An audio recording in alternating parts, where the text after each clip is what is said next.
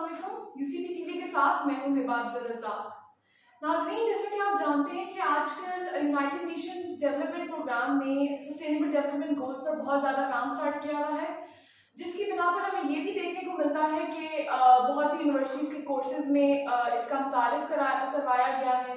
इसके अलावा हम पाकिस्तान की अगर बात करें तो हमें सस्टेनेबल डेवलपमेंट गोल जो कि ऑलमोस्ट 17 है, इसमें हमारे पास क्लाइमेट चेंज आ जाता है, जेंडर इक्वालिटी आ जाती है, नो पॉवर्टी आ जाता है, हंगर से रिलेटेड डिफरेंट बातें आती हैं। तो इस पर पाकिस्तान में ज़्यादातर आजकल काम नहीं हो रहा, लेकिन रावी के 2 किलोमीटर आगे की जगह चुंग में अखवत फाउंडेशन वालों ने थोड़ा सा पॉवर्टी से रिलेटेड काम स्टार्ट किया है। तो इसी सिलसिले में हमारे साथ मौजूद हैं अखवत फाउंडेशन के असिस्टेंट डायरेक्टर मुनीबुर रहमान। बहुत बहुत शुक्रिया आपका। बहुत शुक्रिया आपका। तो आज ही इस सिलसिले में उनसे बात करते हैं। तो मुनीब साहब, जरा आप बताएं कि क्या कहते हैं, आजकल अखवत फाउंडेशन जो है वो चुंग के इलाके में स्पेसिफिकली क्या काम कर रही है? तो बिस्मिल्लाहिर्रहमानिर्रहीम। के बाद सबसे पहले तो मैंने ये बताना चलूँ कि अखवत फाउंडेशन 2001 से इसने अपना आगाज़ किया और मैंने इसको ज्वाइन किया था 2018 के अंदर। तो इनकी बहुत से प्रोग्राम है, इनकी एम्बुलेंसेस भी हैं, इसके अलावा ये लोग लॉन भी देते हैं और जो पॉवर्टी है लोगों के अंदर राशन पैकेट तकसीम करते हैं। तो ये सारी चीज़ें अखवत फाउंडेशन करती है। तो कोई स्पेसिफिक एरियाज़ हैं हमारे पूरे पाकिस्तान के अंदर। तो थोड़े दिनों पहले मेरा विजिट हुआ चुंग, जो दरिया रावी से तकरीबन 2 किलोमीटर आगे। तो मैंने वहाँ का माहौल देखा, तो हमें काफ़ी अजीब हालात देखने को मिले वहाँ पे। और वहाँ पे कुछ जिसे कहते हैं कि कोई पुरसाने हाल नहीं था, हालात इतने ख़राब थे, गलियाँ भी उनकी बिल्कुल भी अजीब सी थी। इसके अलावा लोगों के घर, और सबसे बड़ी बात ये वहाँ पे हमने जाके देखी कि हमने जब विजिट किया, लोगों से हम लोग मिले। मैं एज असिस्टेंट डायरेक्टर मैंने जब फैमिली से मिला, वो वसीम और एहसन की एक फैमिली थी। तो उनका एक छोटा सा घर था 2 मरले का वहाँ पे, और उसके अंदर 17 लोग रहते थे। 17 लोग। तो मुझे वो वहाँ पे जब मैंने उनसे मिला और उनसे बातचीत की तो मुझे बड़ा अजीब सा लगा। हम लोगों ने जब उनसे उनका डाटा कलेक्शन शुरू की, हम लोगों ने उनसे बातचीत शुरू की, उनके बच्चों से बात की, उनसे बात की। तो हमें काफ़ी अजीब ये लगा कि 17 लोग और कुल मिला के वो लोग, उनकी जो एक थी इनकम कह सकते हैं, वो थी 40 से 35 हज़ार, यानी कि 15-35 हज़ार और 17 लोग।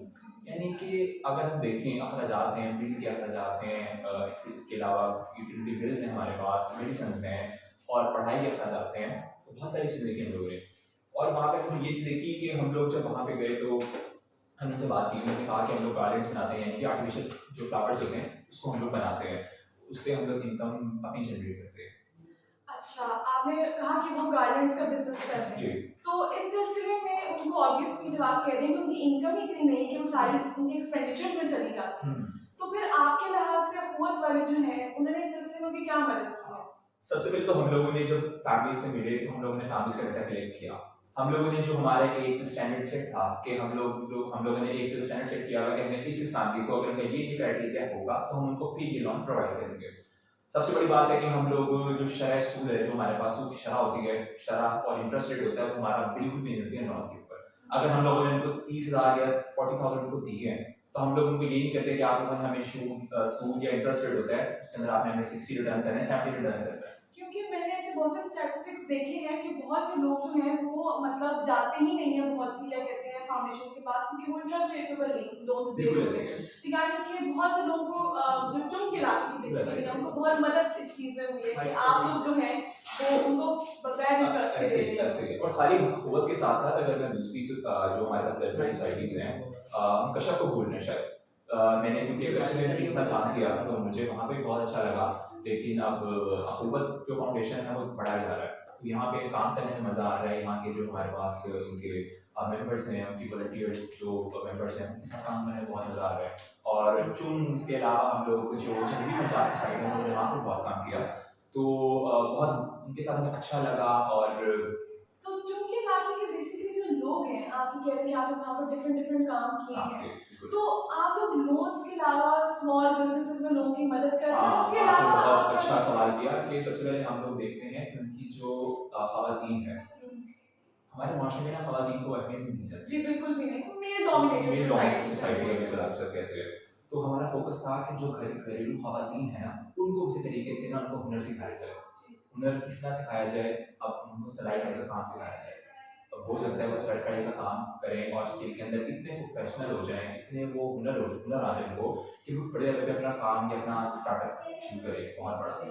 तो हम लोगों ने सबसे पहले जो उनकी विमेन थी घर की, जो भी खवातीन थी, हमने उनको ट्रेन किया, उनको सिलाई कढ़ाई का काम सिखाया और यहाँ तक कि हम लोगों ने जो सिलाई मशीन होती है हमने वो भी उनको प्रोवाइड की। अच्छा, तो मुनीर साहब, वक्त की कमी के बायस हम लोग जो है अब इसको इख्तिताम की तरफ लेके चलते हैं। तो आप बताएं कि as assistant director of food आपकी लाइक क्या मैसेज होगा टुवर्ड्स द पब्लिक? आवाम के लिए मेरा यही मैसेज होगा कि ज़्यादा से ज़्यादा डिबेट करें, और क्योंकि आवाम को और जो गुरबा हैं, मसाकीन हैं, उनको हमारी डोनेशन की सख्त ज़रूरत है।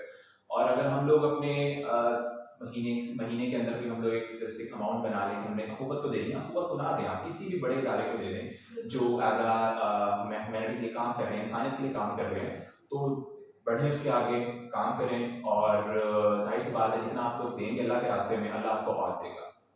बहुत बहुत शुक्रिया थैंक मुनीर यू सो साहब मच, आपके आपका बहुत वक्त का। बहुत। नाज़रीन, वक्त की कमी के बायस जो है अब हम इस चीज़ को ख़त्म करते हैं। मिलते हैं अगले प्रोग्राम में। अल्लाह हाफ़िज़।